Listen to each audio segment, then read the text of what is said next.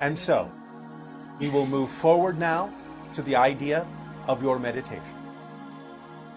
All of you, please become very relaxed. Allow yourself to breathe gently, deeply, and easily. Let go of the cares of the day, and whatever accompaniment in light, sound, or music you wish to have, by all means add it in. But allow yourself now to think about the idea of simple resonance, vibration, frequency, in whatever way, shape, or form your imagination chooses to translate that concept. And as you allow yourself to pick a tone, a vibration, a frequency, a feeling that represents a resonance, however you wish to represent it within yourself, keep breathing through it, and allow yourself now to think of and imagine and visualize or feel the idea that that resonant frequency is shifting in a way that represents your passion, your desire to connect in channeling to a being in some other dimension or realm or physical space. Just briefly, you don't have to bring anything through. Just feel that connection as if you were about to make a connection in that way. Just sit with that for a moment and just feel the resonance of the idea of making a connection to some other entity, some other consciousness, in some other reality or distant place, be it extraterrestrial or another human, doesn't matter. And now, allow yourself to feel the difference between that frequency and the frequency of opening up to the idea of remote viewing. Viewing another remote, distant place, or some place you consider to be distant and remote, regardless of whether distance may be an illusion or not, which it is. Consider in physical terms the idea of the difference of one location and another, and that you are now excited about remote viewing, picking up on a description of, a definition of another place or another time, doesn't matter which, and feel the difference in the vibrational resonance between the idea of connecting to another entity or connecting to another place, and visualizing what that place may look like. Right now, just go back and forth, breathing through it and feeling the difference between those vibrations. And now allow the vibration to shift to the idea of psychic functioning, being aware of the probabilities in spirit, the potential manifestations that may occur, what might be more probable to occur than any other. Allow yourself to open up to that frequency and feel the difference in the idea of functioning psychically. Knowing, of course, again, that any prediction is an energy prediction of the moment, not really of the future, but of the sensing of the energy that exists now, that may or may not have a high degree of probability of manifesting, depending on what choices people may make. But just feel the difference in the frequency, in the resonance of that idea of functioning psychically in the way you think of it, in the way you imagine it, as opposed to remote viewing, locking into a place or time, as opposed to the idea of channeling, connecting to an entity. And now think of the idea of mediumship, of connecting specifically to the spirits that have passed on, be they people that you knew, or spirit guides that you may not be aware of, or anyone in spirit, in non-physical reality. This is all just about feeling the difference in the frequencies as your imagination shifts, as your focus shifts. And allow yourself to pick up on the idea of connecting to someone in a parallel reality, a parallel version of you that may be an extension of the same oversoul you are. Just feel the difference in the resonance, in the frequency, the flavor, the color, the feeling, whatever comes with it. And just see that you have created a spectrum of vibrations, of frequencies, of energy, of patterns in your consciousness, of resonances as they shift, as they vibrate. And now feel the vibration of connection that you may have with someone, of love, of respect, of joy. Just feel the connection resonance, the vibration of love, and feel the vibration now of all that is, in its unconditional support and unconditional love of the individual identity and reflection that you are of it. And just breathe through all of these different frequencies, this spectrum of resonance. Just like there is a spectrum of color and a spectrum of sound, there is a spectrum of frequency and resonance with regard to the idea of connecting to different concepts, whether it be the idea of channeling, whether it be the idea of mediumship, whether it be just the idea of going through what you call the Akashic records to connect to information that you may desire to know about. Each has its own particular frequency. You are tuning your dial to each of these frequencies.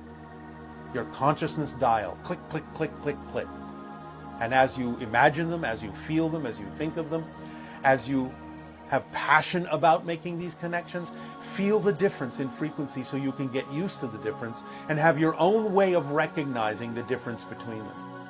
And as you practice this and get used to the way you resonate to these different ideas, these different concepts of connection, you become much more familiar and much more adept at making these connections.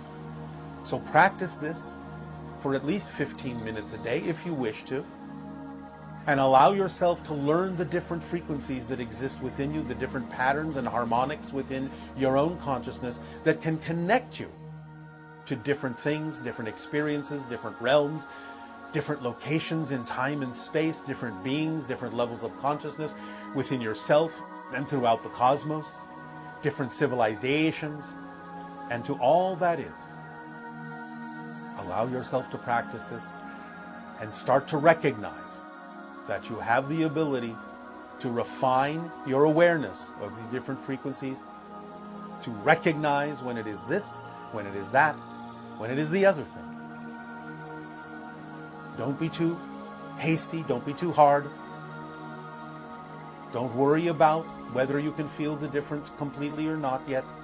Just breathe through it, it will come. And of course, always, it will be based on your passions, what excites you, what is relevant for you, what your themes of exploration are all about. But just breathe through it and practice feeling the different resonant frequencies of the connections that you have to yourself, to your soul, to your higher mind, to your oversoul, to all that is, to spirit guides, to angels, to other dimensional beings, to the cosmos itself, and explore this realm within you of resonance. It is a dimension unto itself, in a sense. So explore and investigate this realm of resonance within your very being, within your core, and the frequency that is you. Recognize that most of all. The frequency that is you, your core frequency that is a perfect reflection of the vibration of all that is within you. Your true identity, your true self. Your unconditional, absolutely loving self. Flow with it. Breathe in it. Breathe through it. And receive now the vibrational resonance and frequency of our unconditional love, our passion and our pleasure in interacting with each and every one of you. And feel the vibration of contact and what it expands within you. Allow yourself to breathe through it and breathe it in. And welcome home. Our unconditional love to you all, and good day.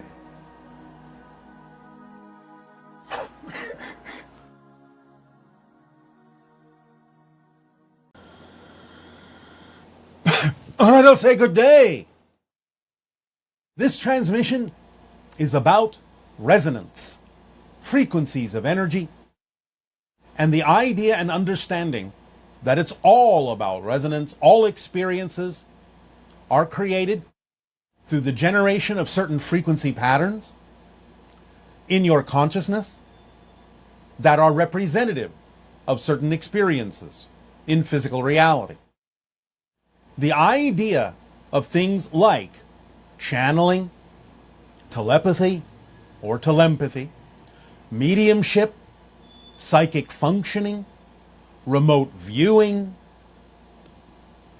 the idea of accessing information, whether you refer to it as tapping into the Akashic records or not. All of this operates on the same mechanism of resonance. When you allow yourself to focus on your passion with regard to any of these topics, again, channeling, mediumship, telepathy, information access, psychic functioning, in the way that allows you to start feeling a connection to that energy, your vibrational frequency adjusts and aligns with that concept in a manner to put you in touch with the frequency of that thing, of that concept, of that reality, of that experience, and allows, by alignment, it to flow through you unimpeded, without resistance, aside from whatever belief systems you may have that might get in the way. So the idea is to understand that the mechanism of all of these experiences is the same. It's about the willingness you have to let go of what you think yourself to be and let your frequency dial itself in to what it is you are passionate about experiencing in physical reality. Everything is a frequency pattern of consciousness. And as you tune your dial, yourself, your attention, your focus, your consciousness to these things, with practice, you get better and better at recognizing the specific frequencies, the flavors of them, so to speak, the colors of them, so to speak. And as you begin to recognize them more and more by practicing more frequently, tuning in to those frequencies, those concepts, you will get better at recognizing the specific frequencies that have to do with your interests, your passions, your excitements, and it will come more easily the more you clear yourself out of any belief systems that would prevent you from allowing that vibration to link up with you, to align with you. It will get easier and easier and easier to express these things if they are truly relevant for you. But remember, the idea of your core frequency is attracting already everything you need automatically. The only thing that would prevent those things from manifesting is the belief systems within you, or simply a lack of recognition of the timing that would actually be appropriate for those things to manifest. Letting go of that illusion of control is what will actually allow you to experience more control of these things, more refinement of your ability to tap into different frequencies that will manifest in your life the things that are relevant for you to experience, laid out by synchronicity in perfect timing. So feel the vibrations of your being, and in the upcoming meditation, in this transmission, we will help you practice how to tell the difference between many of these different things and how to start learning how to feel the vibrational resonance and frequency of the things that represent your core vibration, your passion, who you really truly are, and the way that those resonances and frequencies and vibrations express themselves in your physical reality. Resonance is the key. Like tuning forks that vibrate in harmony, that align in that way, you will become your own tuning fork with a flexibility to go up and down the scale of frequencies to access and align with whatever it is at any given moment represents your excitement, your passion, that is most relevant for you. So we will get to that meditation in a little while. Until then, we thank you for allowing us to share this idea with you that we will take further with you later. And in return for the gift you are giving to us, how may we be of service to you this day of your time? You may begin with your dialogues and your questions if you wish. Hello, Bashar. My name's Chris. and I am speaking with you today from Wales in the United Kingdom. The question I have is a question I've wanted to ask you for at least 5 years, so I'm so happy to finally be getting an answer from you. The question is, what is Kundalini? And I'd like to ask a number of sub-questions as well. How relevant is it? Where does it come from? Do you have it in your civilization? Can humans evolve without it? Why do some people awaken it and some people not, etc.? I'd be so privileged to be able to ask you these questions and answer this question for so many of your listeners as a part of our spiritual journey. Thank you so much. The idea of Kundalini is simply an alignment of your own energy 100% in that moment, and it typically will shoot up the spinal column when all of the chakra systems in your body are aligned and vibrating in harmony. It's a harmonic resonant response to alignment. Now, not everyone in life has to experience that, but the energy is always there and the potential is always there to align in that way, to feel that surge of energy that is the moment of instant expansion and instant awareness of the fullness of your power, the fullness of your energy, the fullness of your being. It can be something that coincides with a rising of your frequency, the ascension process, so to speak. But again, different people do things in different ways, and not everyone has to experience it as the Kundalini experience you're referring to. There are different ways to experience the alignment of that energy. Good day. Hello, Bashar. This is Shama from Italy. All right. Good day. Thank you for the opportunity to talk to you. It is our passion and our pleasure.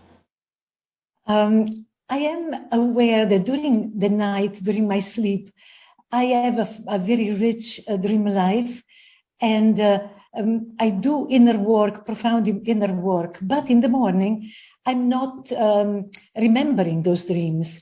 I want to know if the work that we do in sleep, is it still valid and effective, even if it's forgotten by the morning? Yes, and in many cases, it is supposed to be forgotten by the morning because you've done the work. Move on. Follow your passion. Apply the energy. It's still there. The knowledge is there, but you have to move forward and act on things that are representative of your passion to see the result of the work that you are doing in dream time. It's not about remembering it, it's about applying it. And that application will make itself evident when you take action in the direction of your passion. Thank you. Yes. I live in a community, and for me, it's a wonderful process of accelerating my spiritual evolution through the constant reflection that others are for me. Yes. We have many rituals, we have celebrations, equinoxes, solstices, Day of the Dead, etc.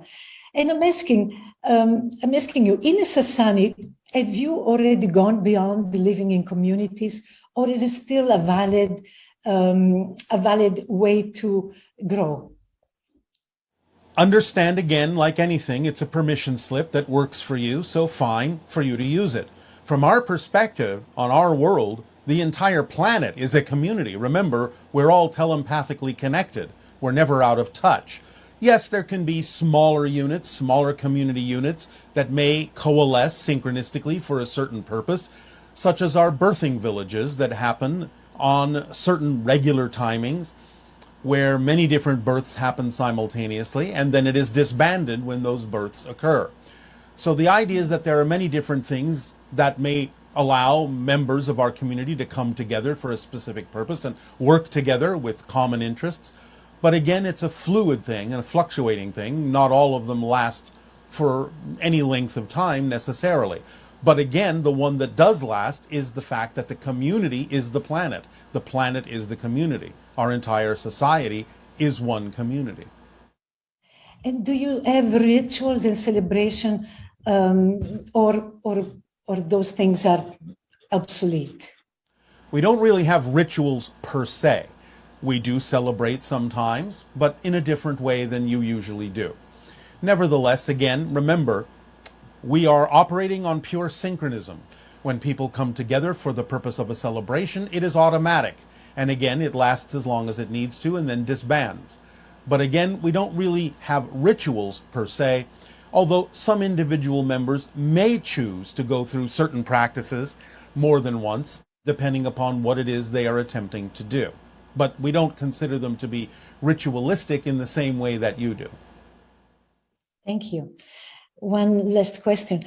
We understand that most of, if not all of the ancient gods and goddesses that came to Earth were extraterrestrial, that came with their own agenda and were seen as God and goddesses by the earthlings of those times.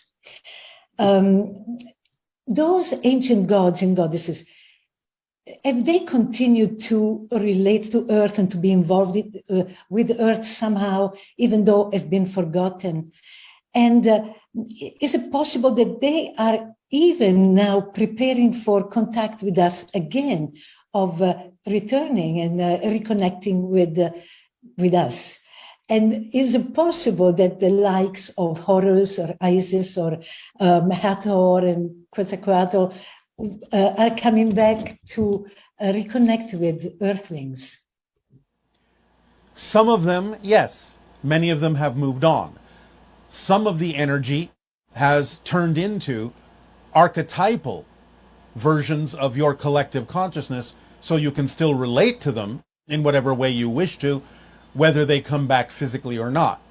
So there are many levels, interdimensional levels to this relationship, but some of them may return, some of them have moved on. Thank you so much. I love you, Bashar. Our unconditional love to you, Aveo.